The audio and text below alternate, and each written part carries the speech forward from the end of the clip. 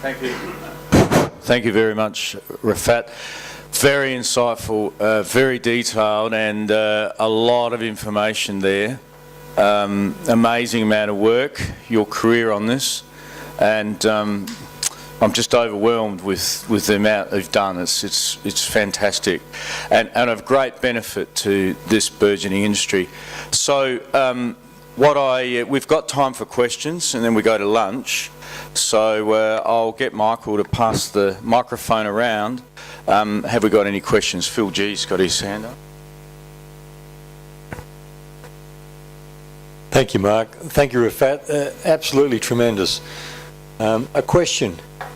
Do you think that in Australia we can run a camel dairy operation by intensively feeding our production animals in a dairy shed, and then when they become non-productive turn them back out onto the native vegetation, and then bring them back in and then hand feed them with a structured diet? Is that something that we can even consider or not? Well, intensively managed animals, you always encounter problems. You know, animals evolve for different types of diets. They have different digestive system. But when you talk about dairy, it's unavoidable. You got to move into intensive or semi-intensive feedlotting system, similar to that for cattle, simply because you want to work out exactly how much you feed them good quality diet, high energy diet, but you got to keep in mind that you have to maintain a certain fiber level to maintain a normal rumen function and avoid any metabolic upsets. So you got to keep that in mind. Similar to what we have in dairy cattle. We talk about certain specific level of NDF or specific level of ADF in the diet, something ADF about 18% or 18%, I don't remember the exact, that maintains normal rumen function and avoid the problem of buildup of acids.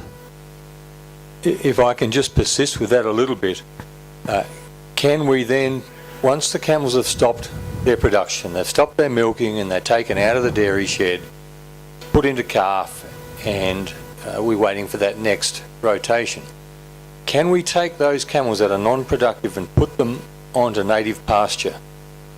I think there is no harm in doing that. It is the problem the other way around. When you bring them from the native pasture into the intensive system, and there will be a big change of the diet, moving into a diet that is more suited for their digestive system, they adapt very quickly, and they are browsing animals. They don't graze, they are browsing animals, they're selective, they know what to pick up, what's good for them, they don't take huge amounts of dry matter per unit time, so they have an extended, and as we know, their requirements is less, so they can survive on, and you can bring them back when they're during a critical time, you know, during transition period or at calving, and treat them like a dairy animal. Good question. Sorry. Hello, I was just touching on that with the intensive housing and feeding, and I know it's when they're in the dairy, but you've got to, and I know, I'm sure everyone does, but take into consideration the exercise needed. I think when we're talking intensive, we're not talking stalls and that sort of type of feedlot. They need to get out and about. For the behavioural reasons, for the fact that they are behaviourally browsers, so we need to give them that option. But in terms of the nutrition that they can get in that feedlot, that was great. Thank you. I agree with you.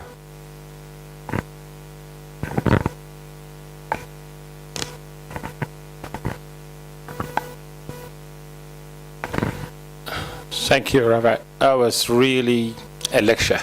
Now, just going back to one thing that would benefit everybody here.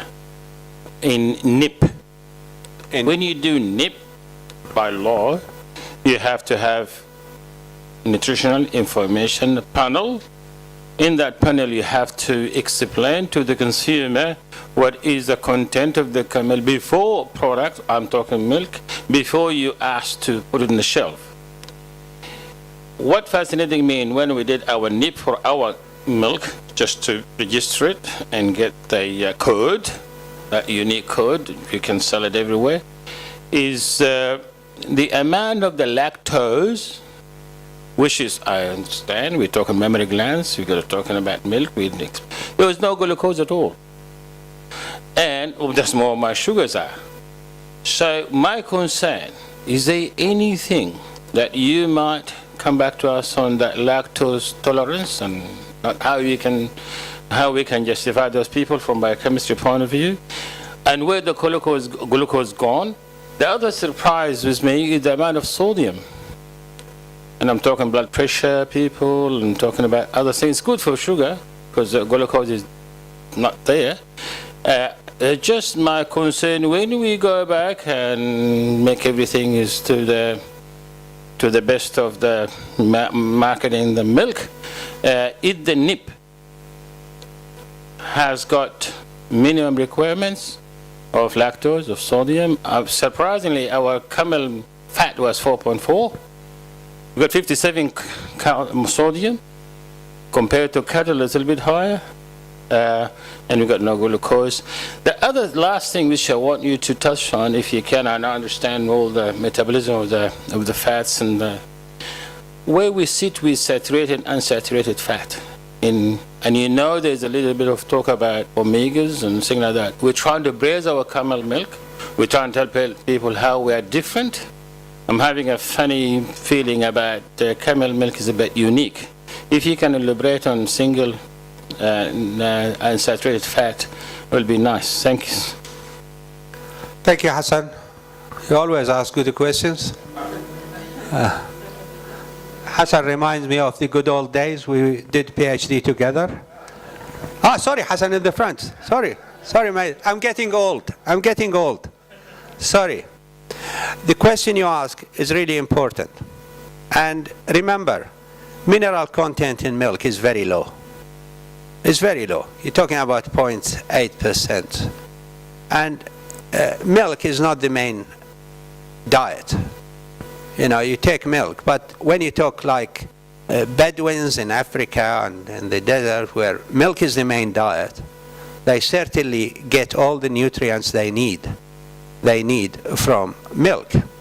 Having some good indicators and bad indicators is something, and claiming things for the product is something else. So you talked about lactose intolerance, and probably there are many other claims regarding camel milk.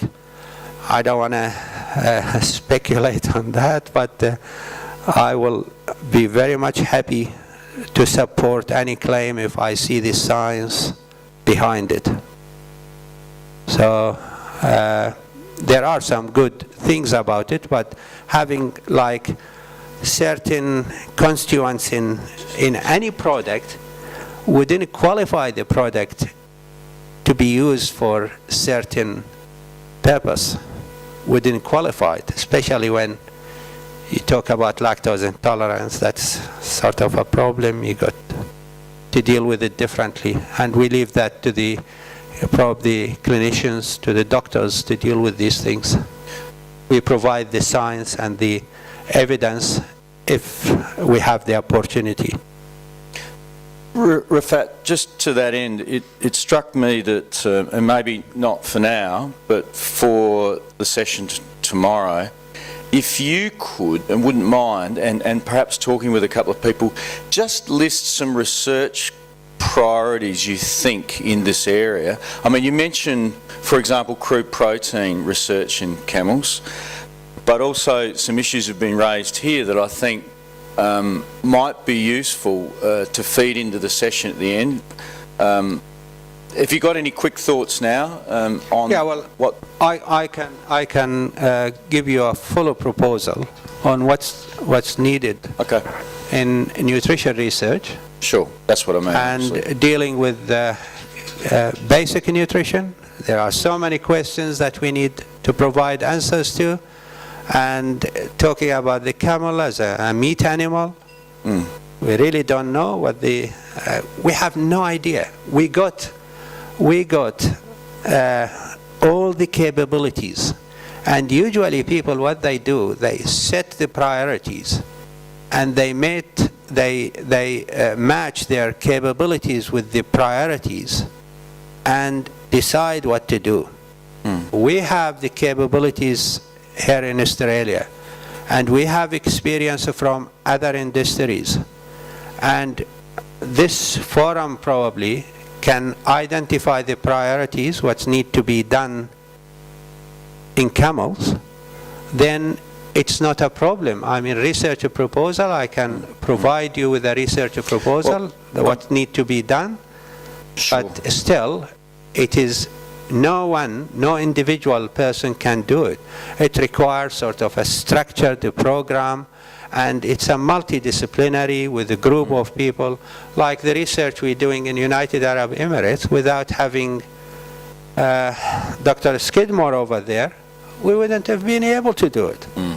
It's Sure. a 12 weeks trial, blood sampling and analysis, vitamin E, selenium, other parameters, monitoring the animals. It's not easy. And there hasn't been funding for camel research in Australia. Something probably we have to address and we have to